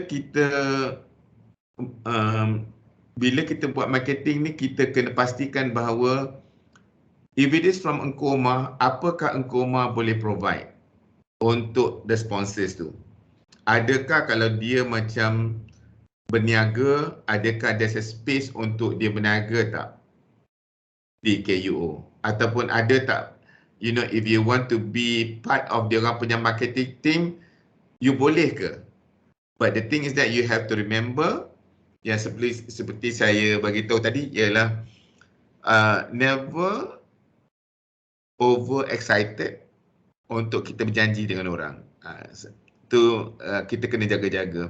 But it is a nice catalog of marketing yang you buat untuk buat proposal, because of course itu mencerminkan kita punya professionalism kita bila kita pergi promote. Satu yang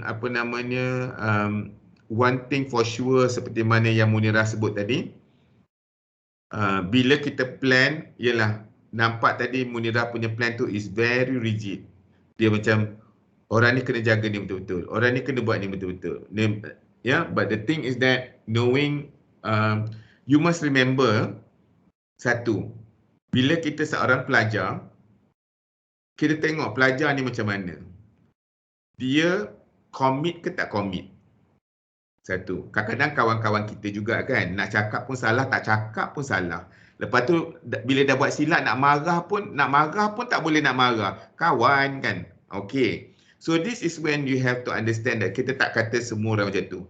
It's best that you keep yourself macam ada list of checklist. Sebelum you pergi, this is the checklist. Sebelum pergi, ni lah you tick.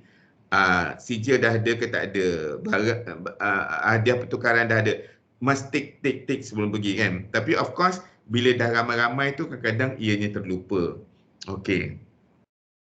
So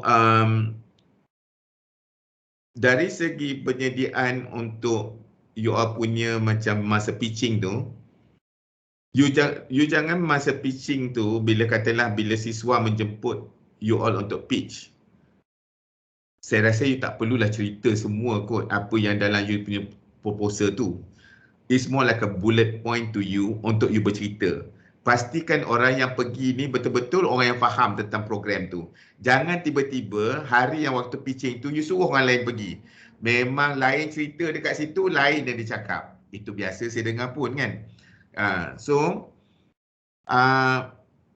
You kena macam ada very attractive punya presentation lah. Ya sebenarnya the presentation have to be tak perlu you macam copy and paste. Ambil apa yang you propose tu, you taruh dekat you punya slide. Tak perlu macam tu. You perlu macam tahu objektif dia, hasil dia apa dia. It's going to be very quick. Jangan you ada ada objektif, lepas tu bercerita lain, last sekali dah banyak tu, baru nak cakap pasal hasil dia. You cakap objektif, cerita terus kata hasil dia. This is apa yang you nak buat. Daripada hasil tu yang sebenarnya apa yang you nak buat. I think that's what they want to hear. Kan? Lepas tu lagi satu pun you kena ingat juga, bila saya tak tahulah sebab saya pun dah lama diorang tak panggil untuk macam temuduga untuk teaching ni, sebab ialah 2 tahun pelajar tak dapat pergi luar negara kan. So masih lagi di dalam negara. So Munirah, you already what? You already done with your studies or still studying? First semester untuk tahun 4. Final year lah. Okay, final year dah. Okay. So yang junior-junior ni, diorang kena, orang kata, kena tahu macam mana nak organize lah. Dia mesti faham macam mana nak organize. Ini dia akan, orang kata, you know that some student has too many memegang terlalu banyak jawatan. Bila banyak sangat jawatan ni, kadang-kadang dia mengganggu you punya, yes, some of you are very very smart, boleh pegang sebanyak jawatan yang you boleh, tapi but still boleh excel in your studies. Ada juga macam tu. Macam saya tak. Saya memang orang kata pelajar yang sederhana je, taklah cemerlang kan. But the thing is, kena pandai memberi masa. And jangan always say yes to many things. Bila you say yes, you're committed to that. You kena tahu apa yang you boleh, apa yang you tak boleh. Because you ada tanggungjawab untuk belajar. Belajar tu is penting untuk you tamat pengajian and be a better student. But benda-benda yang ni, this activity is untuk kamu menjadi seorang pelajar yang lebih holistik. Your mindset, you will fikir mungkin see things in a very different way. Kalau katalah macam Munirah, I think she love to go abroad. Bila dia dah sekali dah melangkah keluar border Malaysia tu, dia akan cuba fikir, aku nak pergi lagi. Lepas ni aku nak ke mana pula. Tapi kalau you tak pernah pergi, you akan macam takut to challenge yourself. But once you dah start going across your border, you akan cuba fikirkan ke mana lagi you nak pergi. Kan? Dia semangat tu untuk pergi keluar negara tu akan ada dekat situ. Well, seperti yang Munirah sebut tadi, you make friends for life. Dia akan ada di situ because you want to make friends with them. Lepas tu yang keduanya lah, kita nak belajar dari segi culture dia. Sebab kita ada different culture, dia ada different culture. So mungkin this is an interesting way untuk kita buat comparison. Okay. The other thing is that untuk orang kata untuk memudahkan kita mengikuti program-program pengantarbangsaan ni, you have to open up yourself. You tak memang macam kalau tak salah saya Munirah ada sebut, you don't have the confidence at first. Tapi confidence ni will go the worries will go away when you start challenge up yourself. Sebabnya you have opened up to something that you have never done before. Bila you nak bercakap macam ni lah, kata Nur Farisha, you bercakap SMC ni, kadang-kadang dia tak mudah kan. Nak mengatur ayat tu, dia tak mudah. Tapi once you start off with one, you will go for the next one. Then you go for the next one. Itu yang akan membina you dan membentuk you how you want to speak. Kadang-kadang tak perlu pun ada teks. So tadi Farisha, you ada sebut balik kita pada tentang peruntukan keuangan. Saya dah sebut kalau peruntukan keuangan, yang pertama UKM Global dia memang untuk pelajar berkredit. Program berkredit ni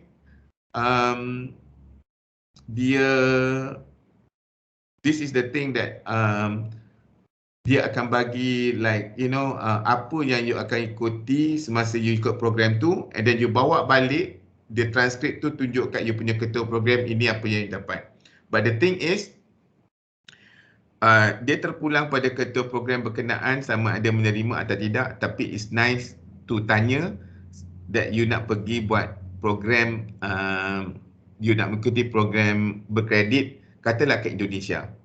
So dia menawarkan tu, and then tunjukkan pada you punya ketua program, is it okay if I want to go this? Untuk mengikuti program ni dalam 3 minggu, you akan dapat dalam probably 2 kredit, say for example.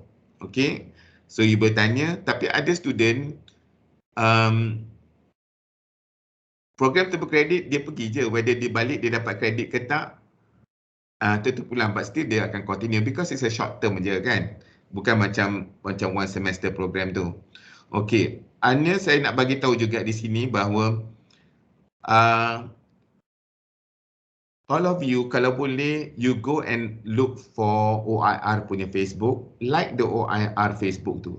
Biasanya kita akan advertise program-program yang that short term mobility ni ada is full scholarship.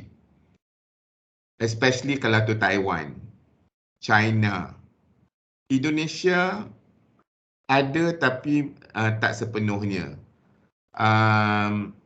Biasa yang murah hati ni is Korea.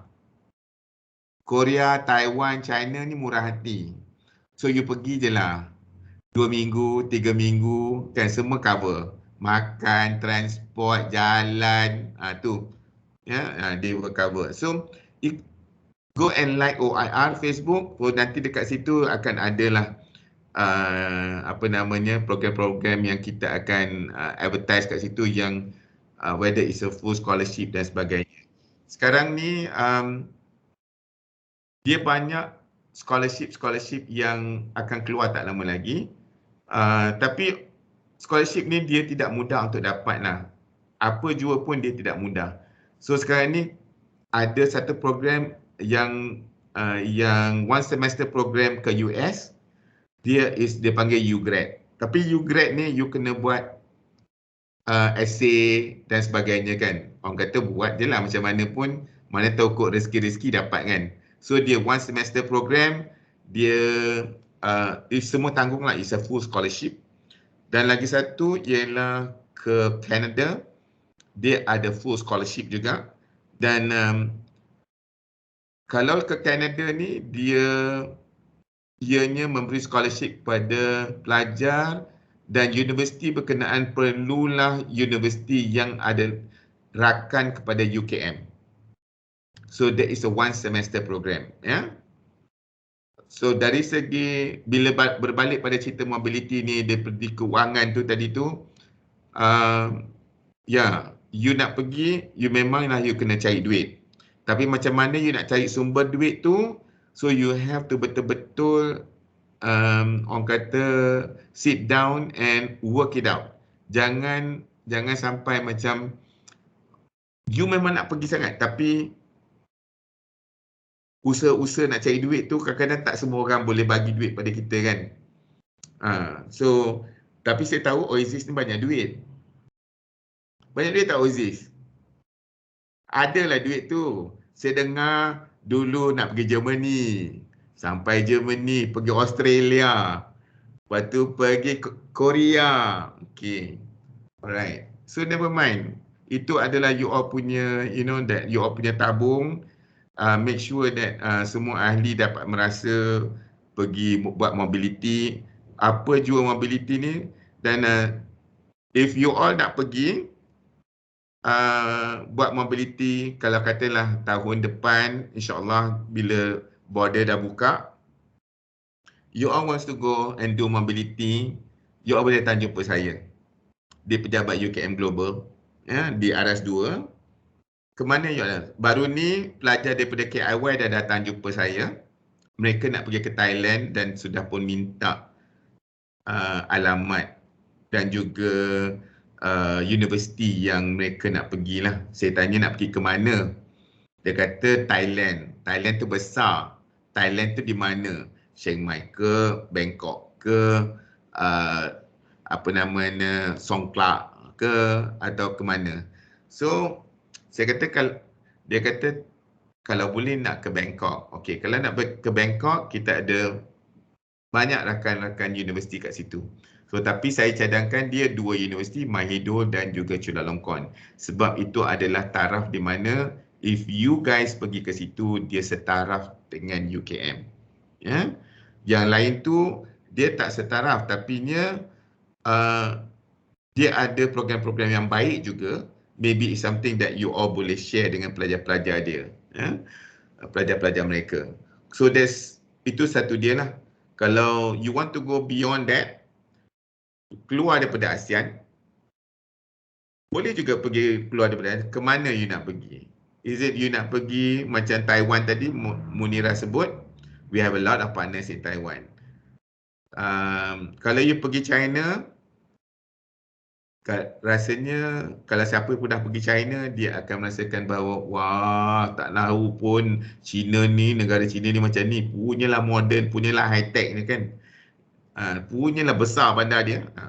Itu China. Tapi the only thing in China, you have to understand how to speak Chinese lah. So kalau you nak pergi Korea, you nak pergi Jepun, you can datanglah jumpa saya ya. So not only in Asia, kalau you kata you nak pergi Europe, you nak pergi ke Mexico, you nak pergi ke US. US ada satu program, sekarang ni ada satu program US ada satu program mobility berkredit $100. Yang lain semua ditanggung. Okey, yang itu tapi saya tak tahu ada takers ke tak lah. But then dia ada universiti berkenaan adalah universiti ke-48 terbaik di dunia lah. Saya rasa itu bagus ya. Yalah, tapi nak pergi US tu jauhnya lah kan. So you all tak apa ke macam, do you guys memang suka fizikal ke suka online ni? Apa you all punya pandangan? Fizikal. Ya Allah, fizikal. Saya pun suka fizikal. Tapi sekarang ni payah sikit lah kan. Next year, InsyaAllah lah kita akan ada pelajar-pelajar daripada Korea akan datang ke UKM. Bulan 3 kita akan ada. Tapi pelajar kita yang akan pergi ke Korea akan pergi pada bulan 3 juga. Ke John Book, Aju, Daegu. Kita ada pelajar akan pergi ke luar negara. So, untuk anda semua yang orang kata tak ada peluang nak pergi ikut pertukaran ni, buatlah macam mana Munirah buat tu. Organize a trip, mungkin tak perlu ramai-ramai sangat lah kot. Sometimes when it is too big, it's also difficult untuk nak mengurus. Okay, but then you can bagi-bagilah. Maybe a few will go to, katalah somewhere like, I don't know, Vietnam. Maybe satu group boleh pergi ke Thailand, satu group boleh pergi. I do not know whether Singapore. Singapore ni sebab mahal, kan? Dia, kalau you nak pergi Singapore, you pergi universiti memang sangat menarik. You tak payah dah pergi luar negara punya universiti. Pergi Singapore universiti sudah cukup macam alamak, ya Allah, bestnya dapat belajar kat dia macam tu lah kan perasaannya. So, menarik juga Indonesia. Indonesia sangat menarik yang sebenarnya. Ialah mudah kita nak go around pun mudah. Macam Munirah sebut tadi lah, different places, different offering. Dari segi kemudahan dia, saya rasa kita kena tengok lah. Kalau bandar besar, dia mudah, pengangkutan dia senang nak dapat kan. Tapi sekarang ni dah teknologi dah pesat berkembang. Apa di mana juga pun you akan senang dapat Grab, senang dapat Uber, senang naik MRT, senang naik train untuk pergi ke mana-mana kan. But itulah bila mengurus tu you kena tahu macam mana. So this is where it also come about the duit tadi tu. Duit ni penting kalau untuk pastikan ianya cukup. Betul Munirah? Nak naik bas, naik train, naik kapal terbang, makan. Tapi kalau you all pandai, berurusan teruslah dengan universiti berkenaan. Kadang-kadang ni you pergi tu, dia dah sediakan makan, dia dah sediakan apa namanya, benda-benda kadang-kadang keperluan tu lah yang you tak perlu keluar duit pun kan. Mungkin nak pergi tu je. But then you kena tahu dengan siapa yang you berurusan tu lah. Pergilah Jepun. Siapa nak pergi Jepun? Siapa nak pergi Korea? Annyeong je lah sampai sana kan. Areso. Okay. Okay, so kalau saya nak cerita pergi luar negara ni, kan you all, okay, Darwisha Azhar. Ada soalan angkat tangan. Nak tanya siapa? Nak tanya Munirah ke? Esok nak tanya Munirah. Bukan. Tak, sebab tadi tanya siapa nak pergi Jepun, saya angkat tangan. Oh, nak pergi Jepun. Okey, Jepun ni kat mana nak pergi ni? Tokyo maybe. Wah, Tokyo mahal.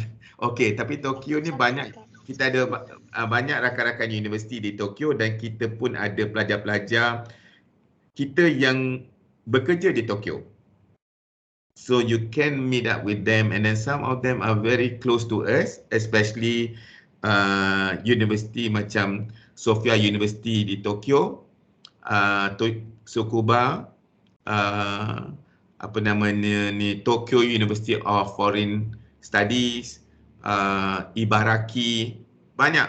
And then mereka tu, pegawai-pegawai mereka tu memang kenal kita. Memang bukan kenal you all lah, kenal lah saya. Kenal lah UKM Global ni. Jadi kalau you all nak pergi, then kena bagi tahu you all nak pergi ke mana, nak which area in Tokyo. Sebab Tokyo pun dari segi pengangkutan dia sangat mudah. Mungkin dari segi perbelanjaan tu dia ada mahal sedikit lah. Tapi once you go in a group, bawalah ikan sardin, bawalah beras, bawalah apa yang patut dalam satu beg tu. Kan sampai sana you masaklah sendiri. Macam tu lah cerita dia, macam saya buat dulu. Kan? Tapi yang lain-lain tu tak perlu. Semua you boleh beli kat sana macam telur ke, sayur you boleh beli. Dekat dia macam Family Mart tu. Kan dia ada jual dekat situ macam Aeon. Aeon tu kalau dekat Tokyo, Aeon dia tu macam 7-Eleven. Kalau sini Aeon dia sebesar-besar tidak. Kan? Okay. Alright. Ada lagi soalan? Saya bercerita lebih panjang pula. Soalan tadi pendek je, aku yang bercerita lebih panjang. Okey, ada nak tanya lagi?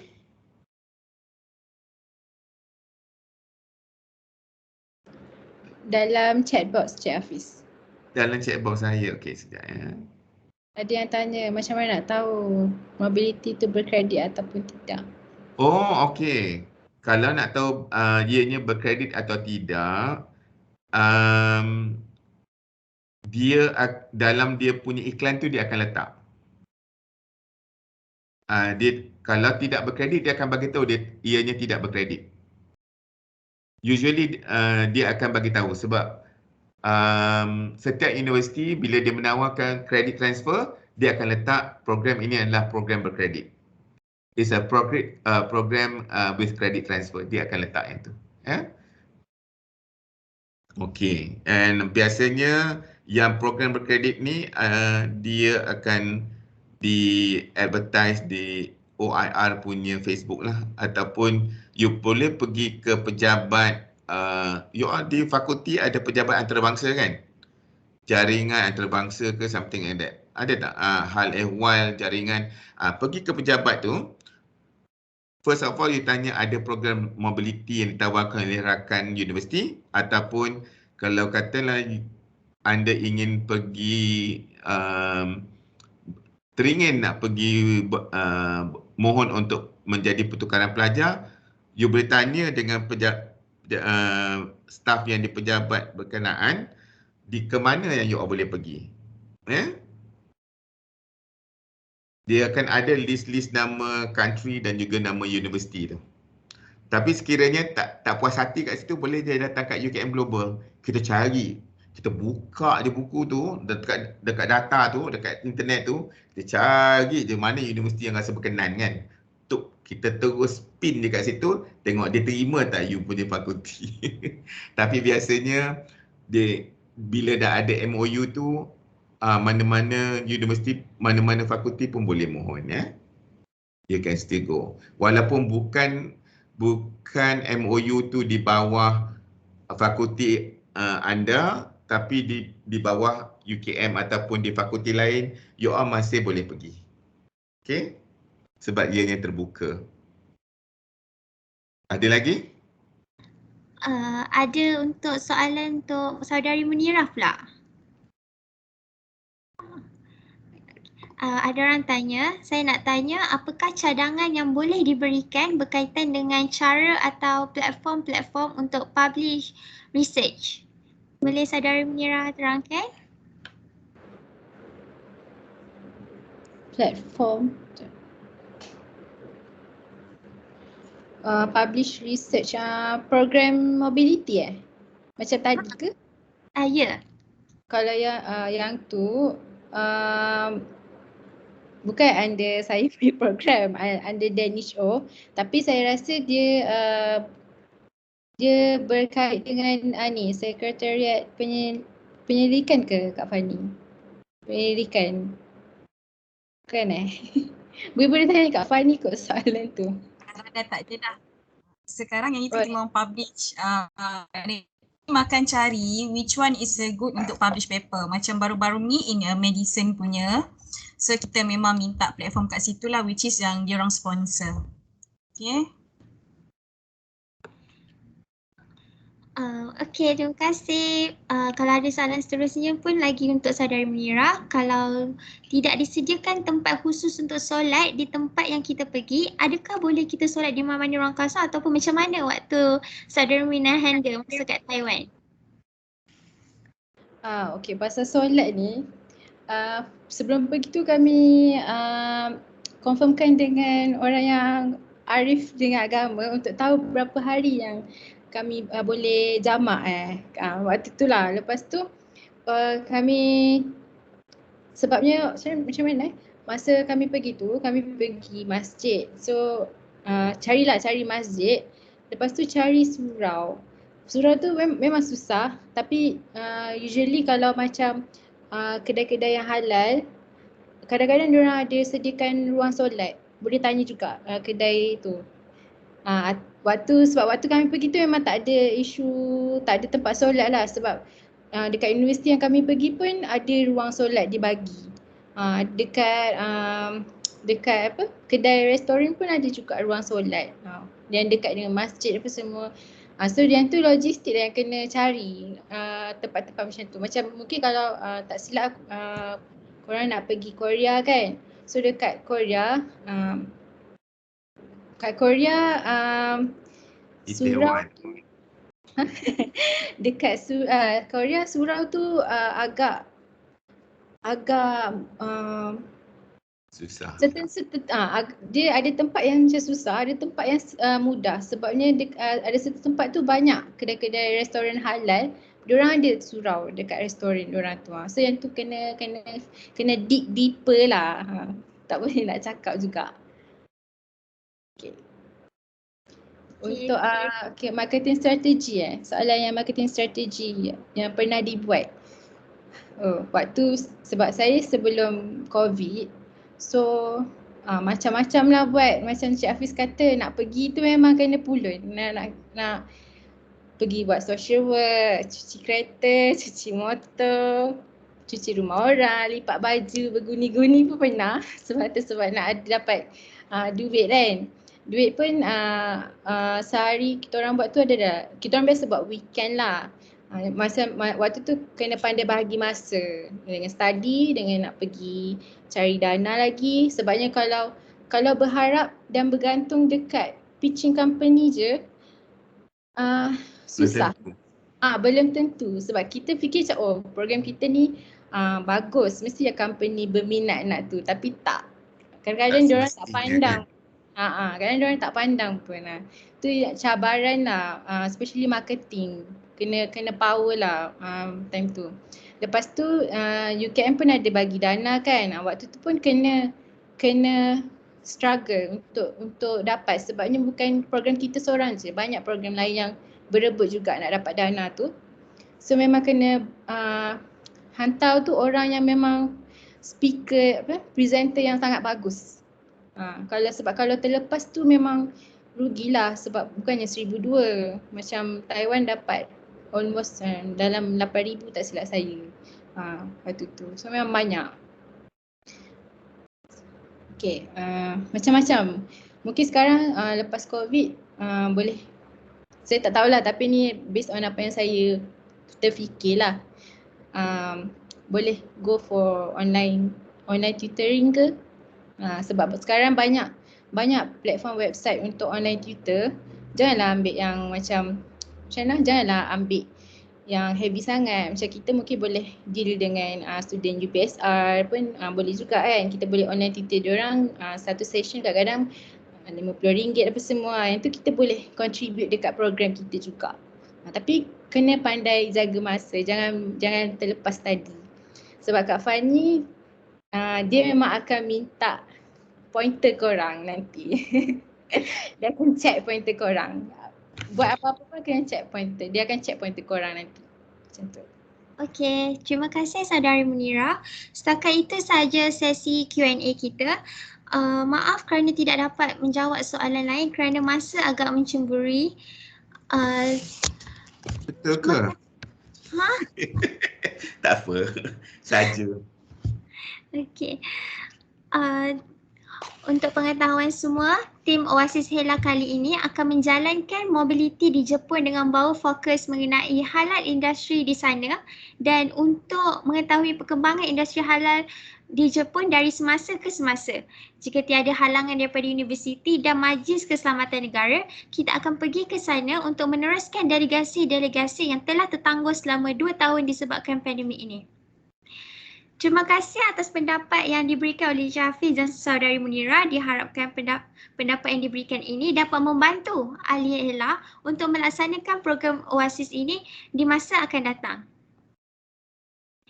Sebelum berakhirnya program ini, kita akan ke sesi seterusnya iaitu sesi fotografi.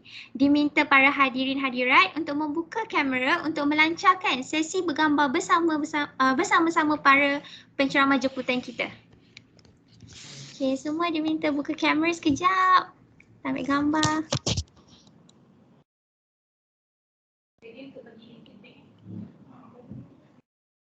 Okey, semua ready eh? 1, 2, 3. Smile.